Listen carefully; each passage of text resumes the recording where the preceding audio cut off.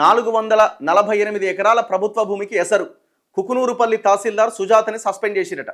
Assigned ప్రభుత్వ భూములను పట్టా చేసిందట ఆమె. ఈ వ్యవహారంపై ఇప్పటికే సిట్ విచారణకు ప్రభుత్వం ఆదేశం. 448 ఎకరాలు ఎమ్మ ఒక్కసారి జాక్పాటి కొట్టి పడేస్తా అనుకున్నట్టుంది.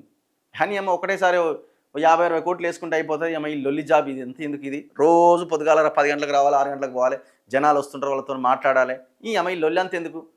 ఒక్కసారి ఒక 500 ఎకరాల భూమి రిజిస్ట్రేషన్ చేసి పడేసాం అనుకో, కథం అయిపోతుంది. మళ్ళీ వీళ్ళకి ఏమంటే దొరికితే ఏమైంది? పైసలు జేబులో పడ్డంత వరకే కదా. ఇప్పుడు ఏ కేసులైనా ఏముందండి? కేసు ఏముంది దేశంలో? ఈ దేశంలో కేసుల సంగతి ఏందో మనకు తెలియదా? డబ్బులు ఉంటే ఏదైనా మేనేజ్ చేసే పరిస్థితి ఉన్నది. రాష్ట్రంలో ప్రభుత్వ భూములను అధికారులు ప్రైవేటు వ్యక్తులకు పట్టా చేసిన కుంభకోణాలు వెలుగు చూస్తున్నాయి.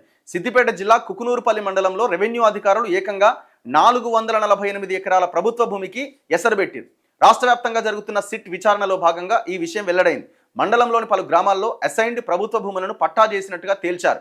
తహసీల్దార్ దండు సుజాత కనీసం క్రాస్ చెక్ చేసుకోకుండా, ఎలాంటి సపోర్టింగ్ డాక్యుమెంట్లు లేకుండా పట్టా మార్పిడి చేసిందట.